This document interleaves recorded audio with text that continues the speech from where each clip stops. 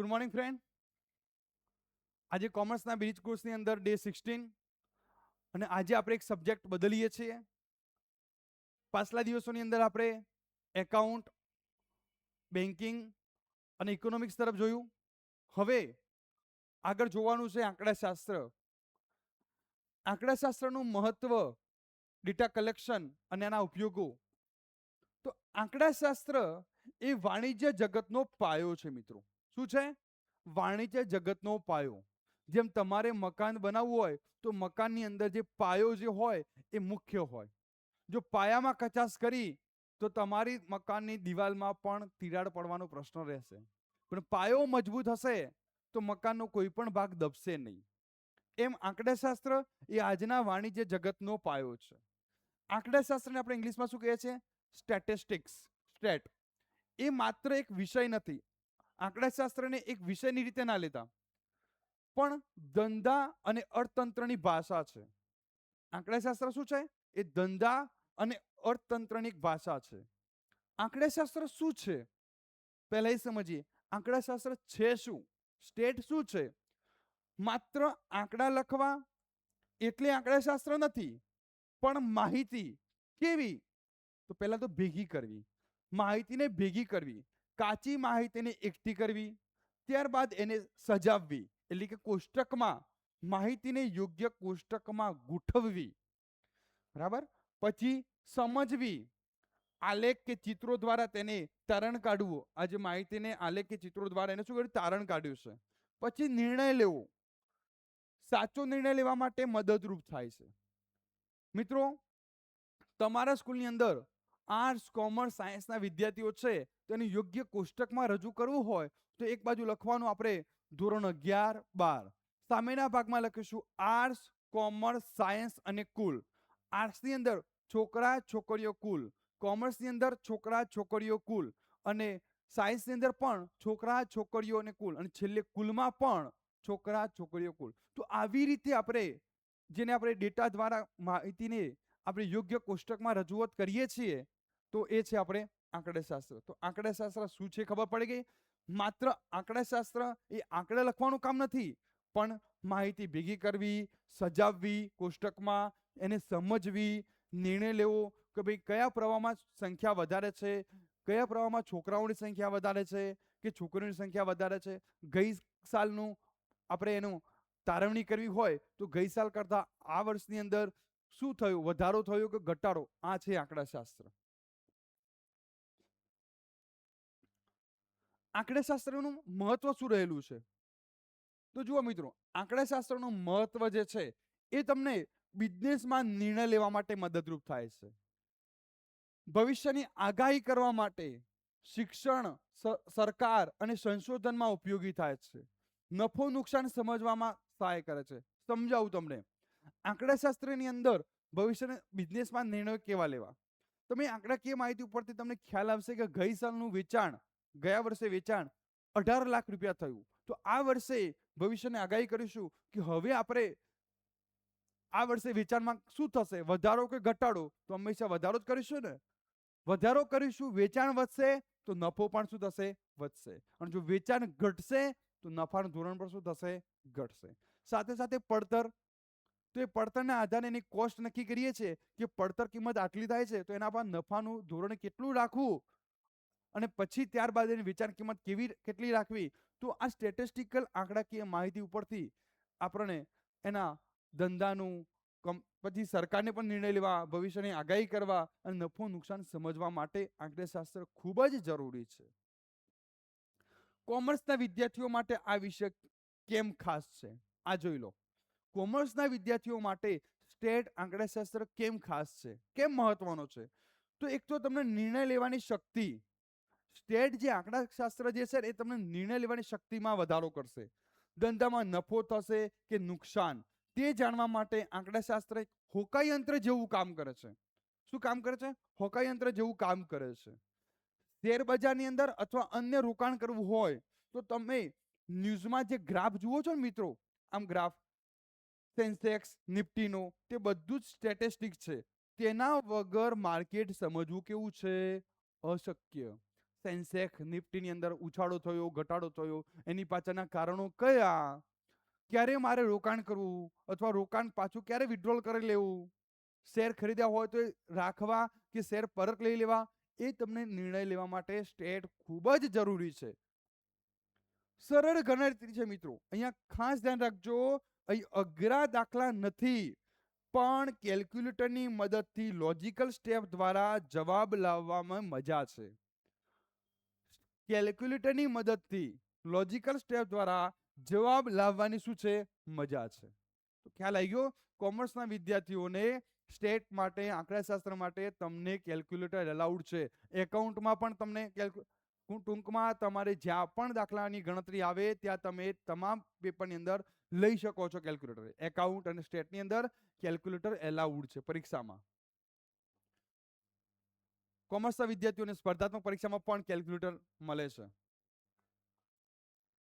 મુખ્ય સાધનો કયા, તમારે શું ભણવાનું આવશે, પહેલા તો એ વસ્તુ છે. હવે આ વિશે સમજ્યા, હવે તમારે શું ભણવાનું આવશે, તો પહેલું તો મધ્યવર્તી સ્થિતિના માપ. મિત્રો તમે ધોરણ 10 ની અંદર આંકડાશાસ્ત્ર ચેપ્ટર આવતું મેથ્સની અંદર, તો એ આંકડાશાસ્ત્ર ચેપ્ટરની અંદર તમે મધ્યક, મધ્યસ્થ, બહુલક આ બધું ભણ્યા હશો. એટલે કે સરેરાશ, એવરેજ, મધ્યક, મધ્યસ્થ, બહુલક ભણ્યા હતા ને તમે. એ જ પછી સહસંબંધ અને વિષમતા, બે વસ્તુઓ વચ્ચેનો સંબંધ જાણવા, તપાસવા. કેવો સંબંધ છે, ધન છે કે ઋણ, સંમિત છે કે વિષમતા રહેલી છે. સંભાવના, જેમ કે ચોક્કસ અંદાજો લગાવવાની કરા. 52 પત્તામાંથી કાળીનો રાજા આવે એની સંભાવના કેટલી, તો કાળીનો રાજા એક જ હોય, પણ કાળા રંગનો કહેતો તો 2. તો પત્તા પણ વિશે ભણવાના આવશે દાખલા, કે ચહેરા વાળા પત્તા કેટલા, ચહેરા વગરના પત્તા કેટલા. એમ પાસો ઉછાળો તો પાસા ઉપર, અહીંયા પાસો છે, 6 બાજુ હોય એટલે 1 થી 6 અંકો લખેલા હોય, ટપકા હોય, એક ટપકું, પછી બીજી બાજુ 2, 3 ટપકા, 4 ટપકા, 5 ટપકા, નીચે 6 ટપકા. આમ એમ 6 બાજુ વાળો સમઘન પાસો હોય. તો પાસો ઉછાળતા 2 કે તેથી વધુ અંક કેટલા, તો 2 કે તેથી વધુ અંક 2 મળે, 3 મળે, 4 મળે, 5 અને વધુ ક્યાં મળે, 6 સુધી. તો પાસાવાળા દાખલા પૂછાશે, પત્તાવાળા દાખલા પૂછાય. ખ્યાલ આવી ગયો મિત્રો. પછી છે સૂચકાંક, મોંઘવારી અને ભાવ વધારાનું માપવા માટે, કે મોંઘવારી વધી રહી છે કે ભાવ વધારો વધી રહ્યો છે, શું છે એ માપવા માટે સૂચકાંક, ઇન્ડેક્સ નંબર જરૂરી છે. આંકડાશાસ્ત્ર ભણવાના ફાયદા શું, તમારા કેરિયરનો ગ્રોથ શું છે, પહેલા એ જુઓ.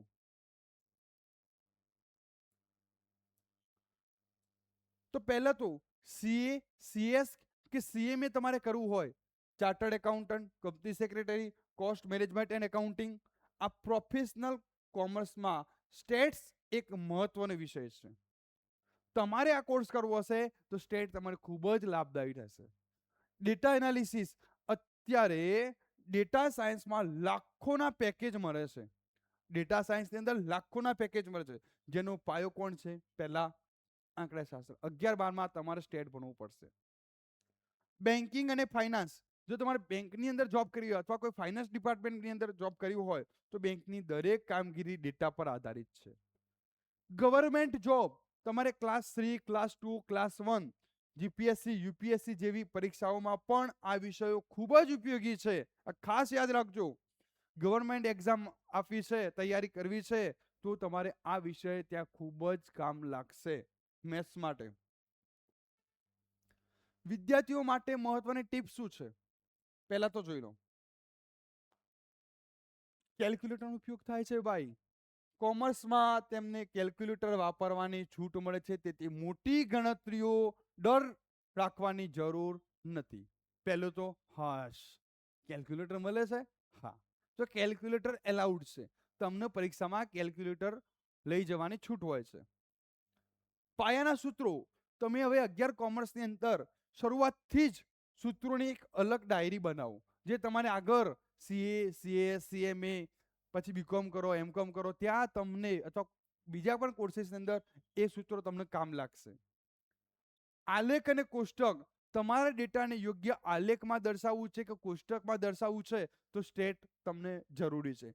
માહિતીને ચિત્ર સ્વરૂપે સમજવાનો પ્રયત્ન કરો, જે લાંબા સમય સુધી યાદ રહેશે. તમે કોઈ ચિત્રને જુઓ તો તમને યાદ રહે કે કોણ આગળ છે, કોણ નીચે છે, એવરેજ શું છે. તો આ ખૂબ જ જરૂરી છે. તમે પીએચડી કરશો તો પીએચડી ની અંદર ડેટા એનાલિસિસ માટે સ્ટેટ ખૂબ જ જરૂરી છે. નિષ્કર્ષ તો આંકડાશાસ્ત્ર એ કોમર્સનો સ્તંભ છે. શું છે?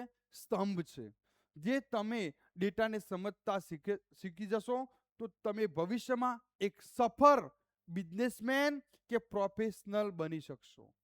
ધ્યાન રાખો, તમે ડેટાને સમજતા શીખી જશો તો ભવિષ્યમાં એક સફળ બિઝનેસમેન કે પ્રોફેશનલ બની જશો.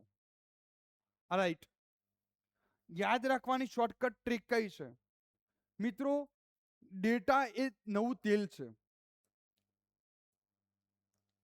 ડેટા જે છે, તમને જે ડેટા મળે છે એ નવું એક તેલ છે, અને આંકડાશાસ્ત્ર એ તેને રિફાઇન કરવાનું એન્જિન છે. મગફળી છે, એમાંથી તમે જ્યારે ઓઇલ કાઢો છો, એ ઓઇલને પછી ફિલ્ટર 1, ફિલ્ટર 2 અને ફિલ્ટર 3 માંથી રિફાઇન કરીને પ્યોર ઓઇલ કાઢો છો, એ છે આંકડાશાસ્ત્ર. ખ્યાલ આવ્યો? ટિપ્સ: પરીક્ષામાં હંમેશા પેન્સિલથી સુઘડ કોષ્ટકો અને આલેખો દોરવાનો આગ્રહ રાખો. પરીક્ષાની અંદર ખાસ પેન્સિલથી એટલે કે વ્યવસ્થિત કોષ્ટકો અને આલેખ દોરવાનો આગ્રહ રાખો, જેથી તમારા માર્ક્સ પૂરા મળે તમને. એટલે તમારે પેન્સિલનો ઉપયોગ આલેખ દોરવા માટે, ગ્રાફ દોરવા માટે, એના ટેબલ તૈયાર કરવા માટે તમારે પેન્સિલનો ઉપયોગ કરવાનો, અને લખાણ માટે તમે પેનનો યુઝ કરજો. મહત્વના ડેટા તો મહત્વના મુદ્દા શું છે? સાચો ડેટા હશે એ તમને સાચા નિર્ણય તરફ લઈ જશે. ખ્યાલ આવ્યો? પણ જો ખોટો ડેટા હશે તો ખોટું પરિણામ મળશે. એટલે તમને જો સ્ટેટ નહીં ફાવતું હોય, મતલબ કે તમે બીજા સ્ટેટ ભણ્યા જ નહીં હોય તો ક્યાંથી ફાવે? પણ જો સ્ટેટ ભણેલો વિદ્યાર્થી હશે તો એ ડેટા સાચો ગોઠવી શકશે. અને જે વિદ્યાર્થી સ્ટેટ ભણ્યો જ નથી એને તમે ડેટા ગોઠવવાના આપશો તો એ અટવાઈ જશે. ડેટા એ બિઝનેસની આંખ છે. જુઓ, આંખ છે, તમારા શરીરની અંદર આંખ શું કામ કરે છે? પારદર્શકતા જોવાનું કામ કરે છે. એમ અહીંયા ડેટા એ શું છે? બિઝનેસની આંખ છે.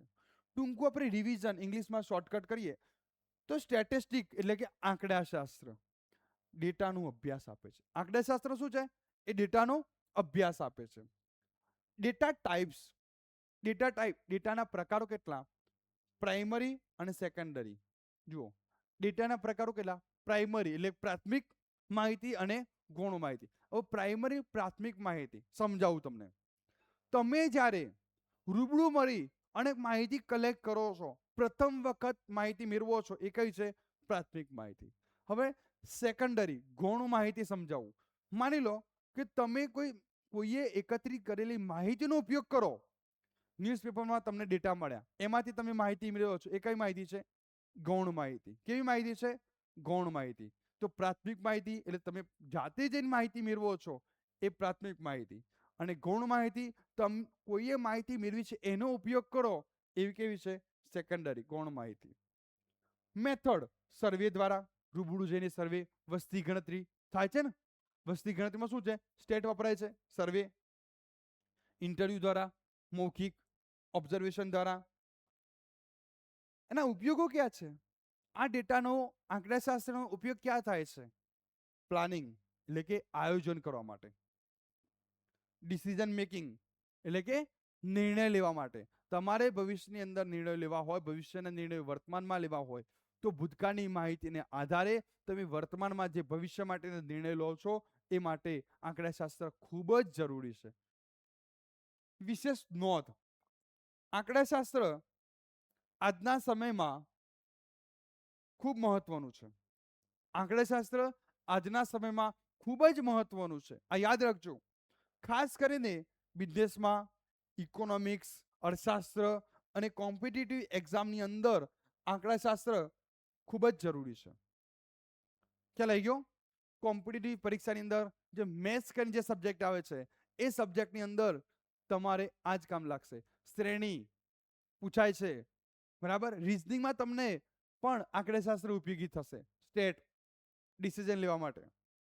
તો ધ્યાન રાખજો મિત્રો, બે જગ્યાએ કામ લાગશે. સ્પર્ધાત્મક પરીક્ષાની અંદર મેથ્સમાં અને રીઝનિંગની અંદર આ આપણું જે આંકડાશાસ્ત્ર વિષય છે એ ખૂબ કામ લાગશે. યાદ રાખજો, આંકડાશાસ્ત્ર એક આપણે વિષય તરીકે નહીં, એક આપણે વર્તમાન ભાષા તરીકે વાપરીશું અને જ્યાં જરૂર પડે દરેક ડગલે ને પગલે સ્ટેટની જરૂર પડે છે. જો તમારું પરિણામ આવ્યું તો પરિણામની અંદર શું થશે? તમારા માર્ક્સ, તમારે પેપર ચેક થાય છે. પેપર ચેક થઈને તમારા પ્રત્યેક વિભાગ વાઇઝ ગુણ મેળવાય છે. ગુણના આધારે પરિણામ તૈયાર થાય છે. દરેક વિષયના માર્ક્સ, એના ઉપર તમારું પર્સન્ટાઇલ રેન્ક તૈયાર થાય છે અને ટકા નક્કી થયા પછી તમને સ્કૂલની અંદર શું કરે છે? નંબર મળે છે ને. સૌથી વધારે માર્ક્સ આવ્યા હોય તો પહેલો નંબર. તો આ બધું ડેટા છે. આ ડેટા, દરેક વિષયના ડેટા એકત્ર થઈ અને તમારું પરિણામ તૈયાર થાય છે અને આખા ક્લાસનું પરિણામ નીકળે છે. ખ્યાલ આવી ગયો મિત્રો? તો દરેક જગ્યાએ સ્ટેટ વપરાય છે. એવો કોઈ ભાગ નથી કે જ્યાં સ્ટેટ ના આવતું હોય. તો સમજી ગયા? આ જુઓ, ગ્રાફ દોર્યા છે ને અહીંયા, જોઈ લો મિત્રો. તો આધુનિક જગતનો પાયો કોણ છે? આંકડાશાસ્ત્ર. આંકડાશાસ્ત્ર એ માત્ર શું નથી? વિષય નથી, પણ ધંધા અને અર્થતંત્રની શું છે? ભાષા. એક વખત રિવિઝન કરી લઈએ. આંકડાશાસ્ત્ર આંકડા લખવા માટે નહીં, પણ શું છે? માહિતી કેવી રીતે કરવી? ભેગી કરવી, પછી એને સજાવવી એટલે કે કોષ્ટકમાં. સમજાય ને મેં તમને? તમારા સ્કૂલનું ઉદાહરણ આપ્યું ને કે તમારા સ્કૂલની અંદર ધોરણ 11 અને 12 ની અંદર ભણતા વિદ્યાર્થીઓ, તો આર્ટ્સમાં ભણતા વિદ્યાર્થીઓ છોકરા છોકરીઓ કુલ, કોમર્સમાં ભણતા વિદ્યાર્થીઓ છોકરા છોકરીઓ કુલ, અને સાયન્સમાં ભણતા વિદ્યાર્થીઓ છોકરા છોકરીઓ કુલ, અને છેલ્લે કુલ. તમે એના આધારે તારવણી કરી શકો છો. આમાં દર વર્ષે ડેટા ચાર્ટ તૈયાર હોય તો તમે પાછલા વર્ષના અને વર્તમાન ચાર્ટ ઉપર નક્કી કરો કે ભાઈ સંખ્યામાં શું થયું? વધારો થયો કે ઘટાડો થયો? વધારો થયો તો કેવો વધારો થયો? એને સમજવી, તો એના ઉપર નિર્ણય લેવો. ઘટાડો થાય છે તો કેમ ઘટાડો થયો? તો એના પાછળ તમે નિર્ણય લઈ શકો છો. મહત્વ સમજી ગયા ને? ક્યાં વપરાય છે? બિઝનેસમાં નિર્ણય લેવા માટે, ભવિષ્યની આગાહી કરવા માટે, શિક્ષણ, સહકાર અને સંશોધનમાં ઉપયોગી થાય છે. નફા નુકસાન સમજવા માટે. પીએચડી તમે સંશોધન કરો, પીએચડી, તો ત્યાં પણ ડેટા સ્ટેટિસ્ટિક્સ સબ્જેક્ટ આવશે. તમે કોઈ પણ પ્રવાહમાં જશો અને ત્યાં તમે ડેટા એનાલિસિસ કરશો, ત્યારે સ્ટેટ વપરાશે. કોમર્સના વિદ્યાર્થીઓ માટે ખબર પડી ગઈ ને કે એમને નિર્ણય લેવા માટે, શેરની અંદર અથવા અન્ય જગ્યાએ રોકાણ કરવા માટે ઉપયોગી છે. કેલ્ક્યુલેટરનો ઉપયોગ થાય છે. મુખ્ય સાધનો ખબર પડી ગઈ. તમને મધ્યવર્તી સ્થિતિનું માપ, મધ્યક, તમે ભણતા હતા ને આવું.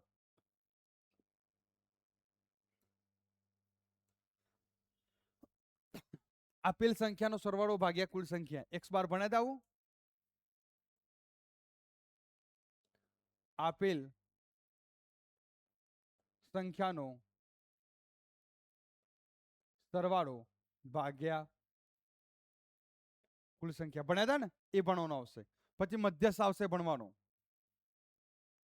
વચ્ચેની કિંમત, મધ્યની કિંમત, બરાબર, ચડતા ક્રમમાં ગોઠવી અને સેન્ટરમાં જે હોય એ મધ્યક. પછી બહુલક,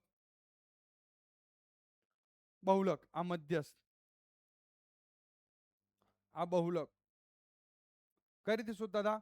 સૌથી વધુ વખત પુનરાવર્તન પામતી સંખ્યા. જે સંખ્યા સૌથી વધુ વખત રિપીટ થતી હોય એ તમે લેતા હતા. અને બધા ધોરણ 10માં બધા વિદ્યાર્થીઓને આ આંકડાશાસ્ત્ર ચેપ્ટર તો ફાવતું જ હોય ને, કારણ કે સરળ છે. એ ચેપ્ટર ફાવ્યું એટલે સમજી લેવાનું કે તમને કોમર્સમાં આંકડાશાસ્ત્ર વિષય તરફ લઈ જશે. એમાં તમારે એક જ ચેપ્ટરમાં બધું આવતું, અહીંયા અલગ અલગ ચેપ્ટરમાં બધું પૂછાશે. વિષમતા આવશે, ધન વિષમતા, ઋણ વિષમતા, એમાં પણ પાછા આ જ આવે છે.